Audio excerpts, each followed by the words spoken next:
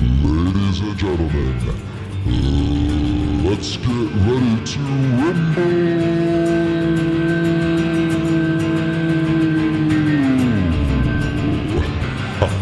That's right. That's right, guys. We have Andrew, Tate, and Ansem stepping in for a one-on-one showdown in the arena at the Crypto Fight Night in Dubai, October, coming at you guys. What created all this chaos? We're going to dive into that today. Right now, we're about to get into it. This is breaking news, bringing it to you here right now. And if you're excited to learn about this drama, because everything else is moving sideways and boring and rugs and drama and this and that, it's an absolute world of chaos, and it just keeps getting crazier and crazier. It is a distraction, ladies and gentlemen. And we're going to get into, before we dive into this whole drama in front of us, we're going to go into some very, very, very important things, just the most important things that you need to make sure aren't flying by your radar when all this drama over here is distracting you guys. So if you're excited for that, do us a favor and destroy that like button, because I'm bringing you guys alpha today. And if you're new to the channel, what's up? My name is Kyle. Make sure you subscribe to the channel. I've been in crypto for 12 years. Here to bring you guys all the alpha, all the heat, help you make as much money as possible in this bull run. Without further ado, let's get into it, ladies and gentlemen. So we got this, and before we get into what is going on between Ansem and Andrew Tate, because I digested it all today, so you don't have to go scouring through the internet, and you can get it here in a quick bite-sized sum, and we're going to get into that in just a couple minutes here. But first, guys, it's important to know that today is a very big day, actually just coming up here, and well, maybe in about 12 hours or so, we have a very interesting day where before, as Benjamin Cowan says here, that going into the FOMC and CPI today, but for reference, the last two FOMCs marked the local bottoms on that day, and two of the last three CPIs were near local tops. The other CPI was in the middle of the trend. Today should be an interesting day. You can see CPI, FOMC, they historically have been apart from each other, but today, you see, we have this day where they happen in the exact same day. So are we going to break violently up, or are we going to break violently down? Who knows? But I would suggest that you sit on the sideline and observe and not open up leverage unless you got some inside scoop like I bet Pelosi has. So what could be driving some of the sell-off, guys? Because we did have sell-off. Oh, yeah, that's right. 2 days ago, $65 million in negative BTC outflows. And yesterday, $200 million in negative BTC outflows. So what could be causing this, you might ask? That's a great question.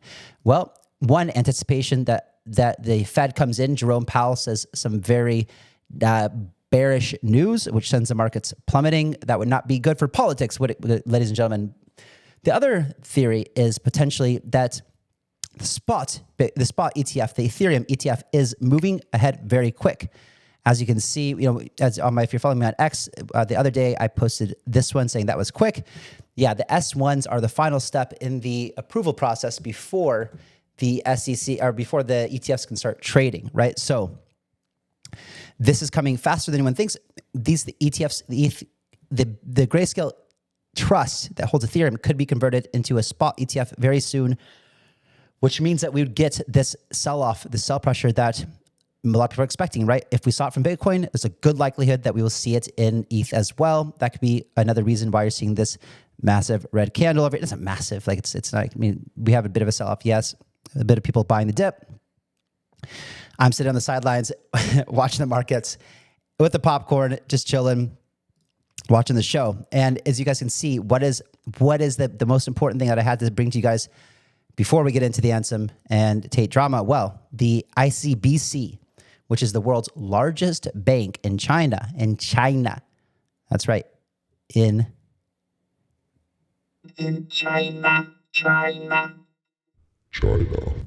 China. $5.4 trillion bank says that Bitcoin solves gold's problem of divisibility and the inconvenient to carry, right? It's also bullish ETH, as I will show you guys here in a second. Just in, the world's largest bank, ICBC, says Ethereum is providing technical power for digital future, and it is digital oil, right? And here we have Trump at a Bitcoin mining event saying that he's going to bring all the mining to America, right? And you better believe that the East is watching this, knowing that China fucked up. Knowing that China and we need to use that. And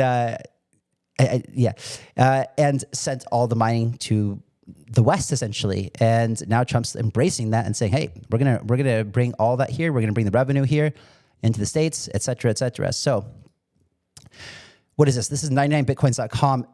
And this is a lot of speculation here that's not confirmed yet. And this is what we've been waiting for. This is kind of the China narrative that I was talking about the other day, right? And so it says China is poised to reopen China's crypto industry. And basically, this is speculation from Brock Pierce, right? Renowned investor and Tether co-founder Brock Pierce. Brock was also involved in the founding of EOS, Block One, bullish exchange, has raised $15 billion plus in crypto, and Tether's worth billions and billions and billions of dollars. He's been deeply rooted in the crypto industry since its inception, and he probably knows what's going on over in the East as well. So this is all kind of theory coming from him, and basically saying that if China comes on board, which he believes that they are, it'll make the ETFs look like chump change, right? And the point that I want to bring home to you guys here is that something that Becker said in this article that I thought was interesting, right? He says, basically, crypto searches and content views are at bear market lows, right? Like views on YouTube are lows, engagement is low, searches are low, but the real money is very efficiently keeping this in the dark while they buy it all. But if you guys are watching this, you know you're not being kept in the dark. I'm trying to bring your attention to what's going on, what's really going on, right? And that's why I stress on almost every single time I make a video, the significance of Bitcoin and taking profits and putting it and buying your Bitcoin now. Because he says, but they won't much longer. You think you want $1 million Bitcoin? BlackRock will burn countries to get it. And sorry, I opened that tweet over here. So now we get into one of the most annoying speeches I've ever heard. So let's dive in. This recent adventure into the cesspit of the blockchain. A lot of people are asking me, Andrew, why did you do what you did? Horrible. Like, do you understand I'm a fucking genie? I'm a fucking genie, but I don't listen to no pussy ass Aladdin. I'm a rogue genie that does whatever he wants. If I type a word on Twitter, millions of dollars go into tickers based on that word. If I say certain things on camera, millions of dollars move. Do you understand my power? I'm a genie.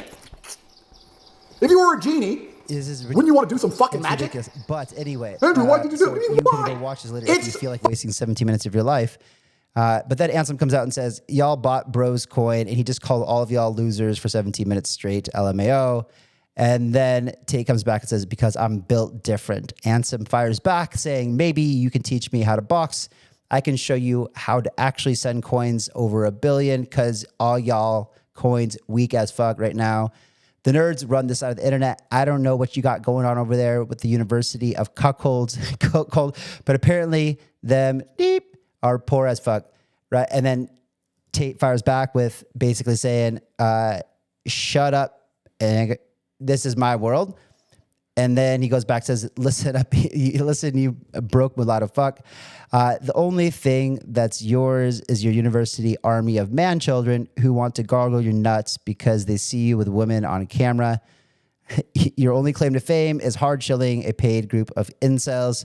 I've made millions of people I've made people millions of dollars for free. And I don't think he says anything after this, but he does come back. And then Tate says, it's my cycle, bitch. Let's box. I will fight with one hand. Loser donates 10 million to a coin of the winner's choice. And hopefully if this ever happens, then they put it in something like WIF or something, right?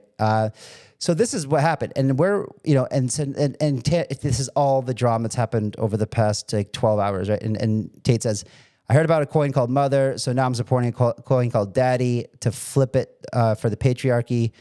We're bringing back the G's back, make me a fucking sandwich, females. Then I'm setting all my daddy on fire because I don't want money. I just want chaos. Top G. It's like, it's unbelievable. It's like, this is Daddy. This is the one he's supporting over here. I have not bought any, and I'm just not getting involved in this at all. And then this is, someone made this for Ansem. I don't think that he's involved in this. I don't think that he's trying to send it anywhere. This is funny. I didn't see this earlier. It's Ansem. Then over here, Tate's banking Iggy.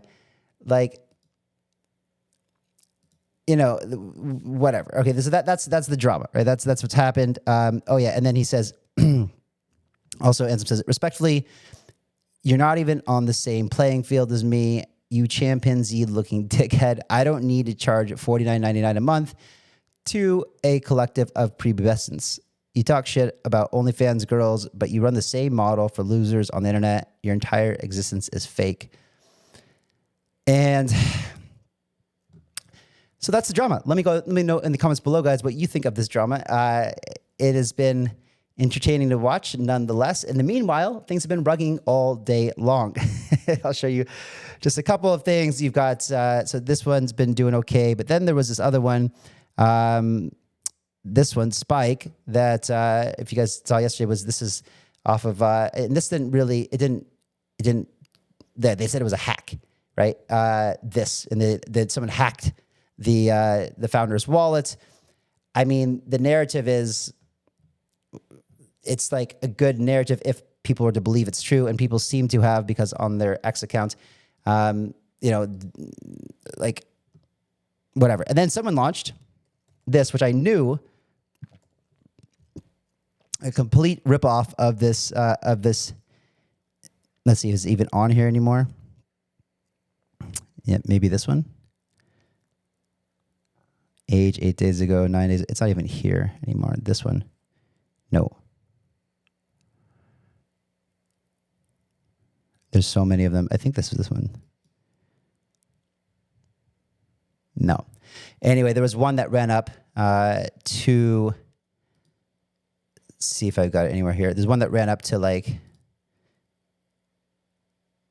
and this is the site for this Daddy Knows Best. Anyway, there was a teammate one that I shared earlier in one of my groups, and it was just pointing out the fact that it was highly likely a scam, and it was. And it just, when you see charts that go up out of nowhere and the volume is super low, just expect that that's going to be a rug. It eventually did, and that was that. I think one other thing I want to bring your attention to today is that Crumb over here says, oh, this is probably nothing. Anyone else remember March of Frogness, Pepecoin? And this is it looks like it was done in Discord or something. And Prometheus, who's basically the founder of the Pepecoin project, the OG Pepecoin that you guys know I'm extremely bullish on. And he says things are about to take a radical direction again with this project. Those who remember the last time I said this will know what this means. And this was June 12th. This is now, right? This just happened a few hours ago. And then you can see over here back on March 3rd. And he says, I don't have time to chat, sirs. Things have gotten really, really big. And then we go back and look at March 3rd. And that's basically here, right? And then we got involved here with this big, huge green candle. And, it's right around here, something like that. So we've had a good run since then. And I think things are about to get crazy with the launch of Cayenne testnet on Based AI and the Pepe burn, and then Kekbot is going to be insane. So, guys, let me know in the comments what you thought.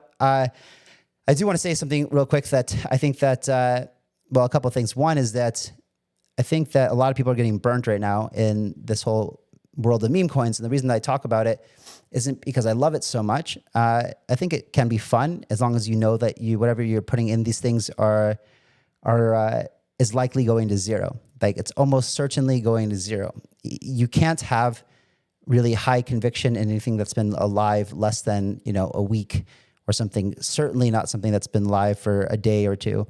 And there's 20,000 new shit coins getting made every day.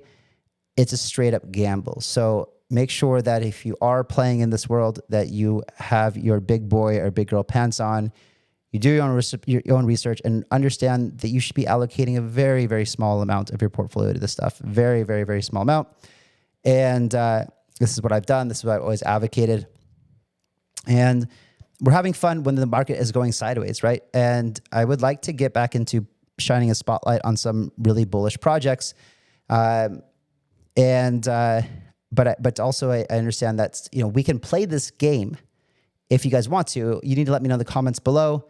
What kind of videos do you want to see me making right now? Because for right now, while this market is moving sideways and undecided, the high quality projects, you know, either they're overvalued still because of this low float, high FTV, or the high quality ones like Pepecoin, for example, it's just not getting the attention right now. So people are selling in the best ones, you know, ones that obviously I'm very bullish on, like Paid and Commonwealth, for example. You know, just the attention is not there right now because everyone's focusing on meme coins. So make sure that, you know, that you pay attention to what's going on. You see, you know, we constantly bring you alpha on this show about the really important things like the adoption of Bitcoin, for example, and what the big whales are buying. And I think actually, I'll go back to this article here where Alex Becker makes a really good point. He says, you know, you must realize crypto searches and content views are at bear market lows. This is true. You can see it reflecting in exchange volume. You can see it reflected in YouTube views, in X engagement, these kind of things, right? It says the real money is very efficiently keeping this in the dark while they buy it all. They won't much longer.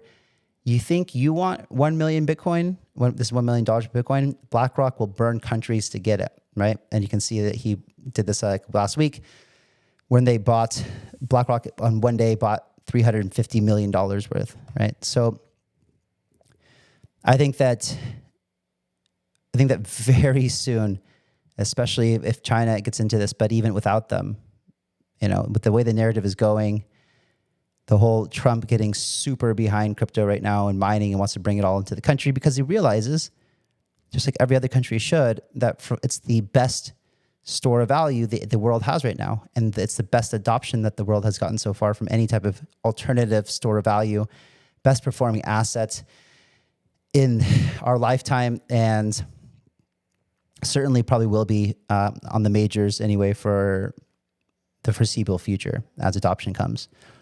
With that being said, guys, I hope you have a great day. I hope you found this entertaining. Do me a favor, like the video, and I'll catch you guys on the next one. See you later. Bye-bye.